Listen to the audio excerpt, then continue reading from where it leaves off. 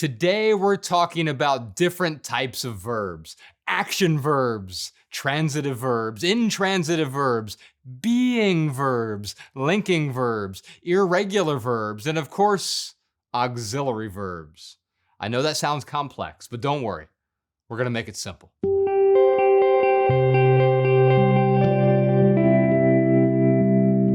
Howdy, I'm Joshua Fields Milburn. I'm a New York Times best-selling and Emmy-nominated author. I'm also a writing instructor at howtowritebetter.org. In today's lesson, we're talking about verbs. This lesson is another entry in my new Parts of Speech series. And this series was originally inspired by one of the books I teach in my 4-week online writing class. And that book is this one right here. It's called The Only Grammar Book You'll Ever Need. I'll put a link to this book in the description. Today we're talking about different types of verbs: action verbs, transitive verbs, intransitive verbs, being verbs, linking verbs, irregular verbs, and of course, auxiliary verbs. I know that sounds complex, but don't worry. We're going to make it simple. What is a verb? A verb is defined as a word that expresses action or being. Verbs that express action are action verbs. Action verbs are the most common verbs, and they're pretty easy to spot. For example, Marilyn jumped for joy when Frank called her. Jumped and called both show action, so they are action verbs. Action verbs can be divided into two categories: transitive and intransitive. A transitive verb is a verb that takes an object. What does that mean? Well, if you can answer whom or what to the verb in a sentence, then the verb is transitive. Let's review an example. I carried the injured boy to the waiting ambulance. Carried is the verb here. Carried whom or what? Since boy answers that question, the verb carried is transitive in that sentence. Here's another example. Exhausted after a hard day's work, I sank into the sofa with great delight. Sank is the verb in this sentence, but does it answer whom or what? No, it doesn't. So the verb sank is intransitive in that sentence. Now, why does this distinction matter? Well, knowing about transitive and intransitive verbs can help you with some easily confused verbs, such as lie versus lay and sit versus set. You'll be able to see that lie is intransitive. I lie down. Lay is transitive. I lay the book on the table. Sit is intransitive. I'll sit here for a while. And set is transitive. Rebecca set the vase on the dresser. Now, besides action verbs, we also have being verbs. Action verbs are pretty easy to spot, but what in the world is meant by the part of the definition of a verb that says a verb expresses action or being? That usually means that the word is a form of the verb be.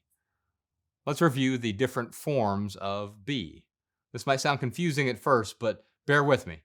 It's way simpler than you think. These are the different forms of the verb be: am, is, are, was, were, be, being, and been. Except for been and being, not any of these look like the word be, right? But rest assured, they're all being verbs. These forms also include has been, should have been, may be, and might be. For example, I am sitting on the dock of the bay. Am is a present tense form of be, so it's a being verb. Here's another example. Yesterday, she was sitting on the dock of the bay. Was is a past tense form of be, also a being verb. It's pretty simple, right? Well, let's complicate things with some linking verbs. The 12 words in the following list are sometimes action verbs, and sometimes they are linking verbs. Those 12 words are appear, feel, look, remain, smell, stay, become, grow, prove, seem, sound, and taste. So when do these 12 verbs act as action verbs, and when are they linking verbs? Let's just use this test. It's pretty simple. If you can substitute a form of the word be, like am, is, was, and so on, and if the sentence still makes sense, then you've got yourself a linking verb. Here's an example. The soup tasted too spicy for me. Substitute was or is for the verb tasted, and you have this sentence.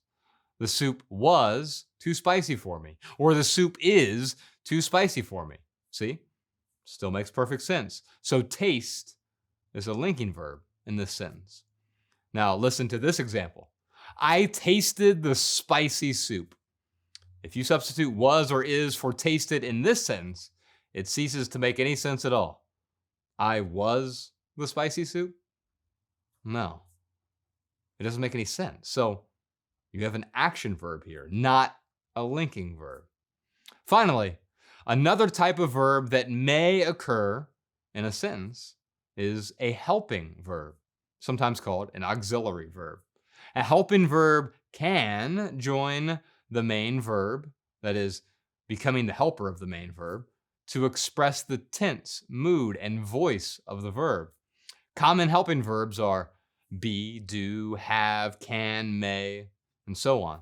In fact, the first two sentences of this paragraph contain the helping verbs may and can. I emphasized them when I was speaking. In a future video about sentence structure, you'll learn more about how to properly use the many types of verbs. So make sure you subscribe to this channel for more writing tips. And speaking of writing tips, you can click the link in the description or visit howtowritebetter.org to download my free ebook. It's called 15 Ways to Write Better. You can read it in less than an hour, and you'll walk away with 15 tips that will improve your writing today.